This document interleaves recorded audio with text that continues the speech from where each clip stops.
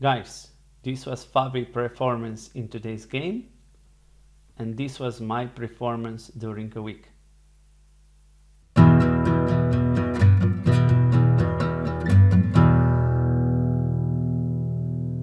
Hi everyone, round 3 was played today at Norway Chess, and Fabi played really brilliant game against Aryan Tari. He was white and he started with d4. Aryan responded with knight to f6. Now we have c4, e6, knight to f3 and d5. This is so-called Queen's Gambit declined. And now here the main moves are knight to c3, bishop to e3. That would be a 3 knights variation.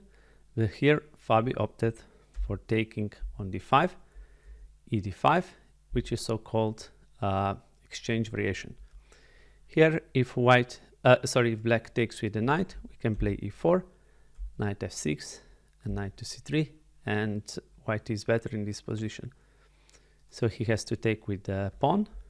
Knight to c3 was played, c6, we defend this pawn, queen to c2, and here the main move is bishop to e7, but Tari opted for g6. Now bishop goes to g5, we pressure this knight here. Here we can play bishop to g7, it's normal move, but Aryan played bishop to e7. Here e3 was played. Now we develop bishop to f5, very good move. Bishop to d3 was played, takes, and here black castled. Here in this position, castling is normal move, but Fabi opted for more ambitious way to play this position. He took the knight. This knight was important because it was guarding h5 square. Now Aryan took back, and here very good move by Fabi, h4, going all in. Here the main moves are knight to d7 or queen to d7, let's say. Okay, maybe not queen to d7, but knight to d7 still, computer suggests it's the best move. But here Tari played knight to a6, which wasn't that good move. Notice also if we play h5 here, then white can play g4, and if we take, knight to h2 can be played and we target this pawn. So bishop can take, but knight takes on g4, and probably white is better in this position. Knight to a6. Now of course h5 has to be played. And actually in one of the games between Brunner versus Cornell from 2004, castling long was played instead this h5. So actually h5 is a novelty, and this position wasn't seen before in classical games. And here Tari played really strange move, c5. I think it would be a wise idea to keep this nice pawn chain, pawn structure here. Maybe play a rook here to c8 or queen to d7, but he opted for c5. Now rook to d1 was played, and now knight jumps to b4, so that was the idea by playing knight to a6. But actually knight here isn't that dangerous. Queen to e2 was played, rook to e8. Now there's nasty pin, and now very good move by Caruana, just king to f1, getting away of this pin. Now here if black plays c4, we can do just knight to e1, and it's guarding this the square for the black's knight, and white will play a3 soon. So rook to c8 was played. Now we just take the pawn on g6, and now this h line is open, so that benefits of course white. g3, we prepare king to g2, and here black could take here, knight takes and play knight to c6, but Aryan played king to g7, of course very logical move, trying to play rook to h8, king g2. Now Aryan took on d4, knight takes, and here again computer suggests queen to d7, but he goes for knight c6, and here Fabi played queen to f3. But there's very nice move here in this position, knight d to b5 can be played. Now we attack this pawn. So yes, a6 isn't possible because rook takes here. So black has to play rook to e5 to protect this pawn. But now very nice move. Queen can go to g4. And let's see what happens after this a6. It's very nice line. Now knight jumps to d6. If we take here, then rook is lost. So after knight to d6, black has to go rook to b8. But now very beautiful move. We can take this pawn on f7. And king takes. But now comes f4. So whenever white goes back, it would lose this pawn. And here rook takes. Here we shouldn't rush too early and take this pawn.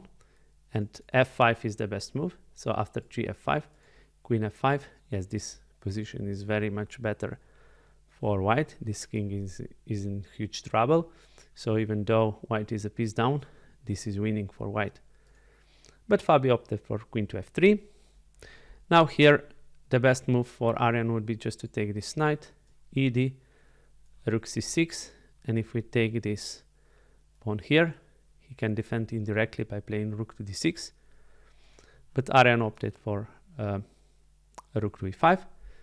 Now here, knight d to e2 was played, but Fabi also mentioned in his post-match interview that he was thinking about e4, d4, knight takes, rook takes, and now very nice move, knight c6. I mean here, we attack the queen, so queen has to go to e8, and here we can do this crazy check on h7, king takes, queen to f6, and now check would be unavoidable if black wouldn't have it. Rook to e1, rook takes, queen takes with a check, and actually this position is a draw. So he didn't opt for e4, he calculated and saw all of this, knight d to e2, now rook f5, and here very good move by Fabi. Playing queen to g3 wouldn't be the best because knight of e5, let's say like that, and queen has to go on the wrong side. Now king is much safer here if queen is here. So he goes for knight to f4. Now bishop takes knight. Also, yes, in this position, if black plays g5, queen to g4 is very strong. Rook is under attack, rook e5, and now we have this knight to h5, very strong move, and it's hopeless position for black. So he first took the knight on c3. Now we take with a pawn. Queen g5 was played.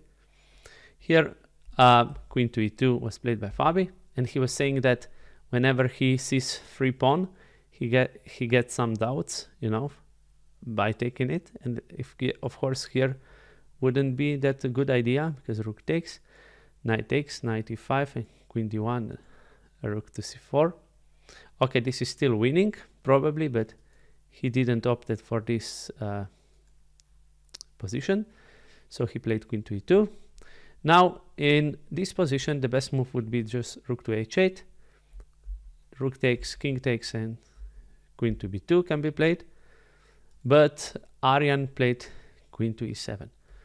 Now we take the pawn, queen e6, and now if let's say if knight f4, this check would be maybe not so good for white, so Fabi opted for e4. Now there's no check here, rook to e8 was played, and now the only move that keeps advantage is a rook h to e1.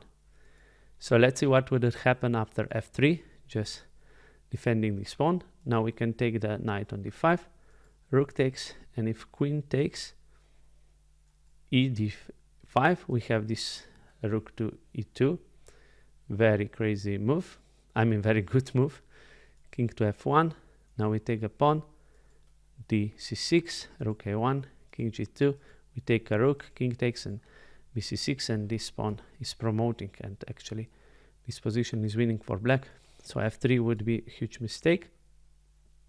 So here Rook h2 e1 was played. Queen to c8. Here computer suggests just taking here. Rook takes and rook to h8. But actually this position is still bad for black. And here after queen to c8, you can pause the video. There's very nice move for white. White to play and win. I can give you a couple of seconds. So yeah, the right move in this position is to take here on f5 and to sacrifice a queen. So rook takes, but now it's also very important to find the next move. Mistake would be if we take this rook, because queen f5, black has equalized. So before taking a rook, we have to play f6 and put this king into a mating net. King to f8 was played, rook takes e2, queen f5. Now, of course, white can play just rook to h1. That would be over, and after this check, we can just play f3, and mate is unavoidable, of course, if king goes here. This is a checkmate, so there's nothing to do. But Fabi was very professional, and he played c4, reinforcing this knight. Knight e5 was played, rook d2 e1. Now there's double attack on this knight, queen to f3, and after king to g1, Aryan resigned. There's no way you can defend mate and this knight here. Let's see how game could continue. If knight goes here, this is a checkmate. But let's say, I don't know, if queen goes here, then we just pick up this knight. So amazing performance by Fabi. He's very, very good, and he's leading the tournament. So very happy for that. He's my hero. And guys, as always, thanks for watching, and please like, share and subscribe, and I'll see you soon in the next video. Bye.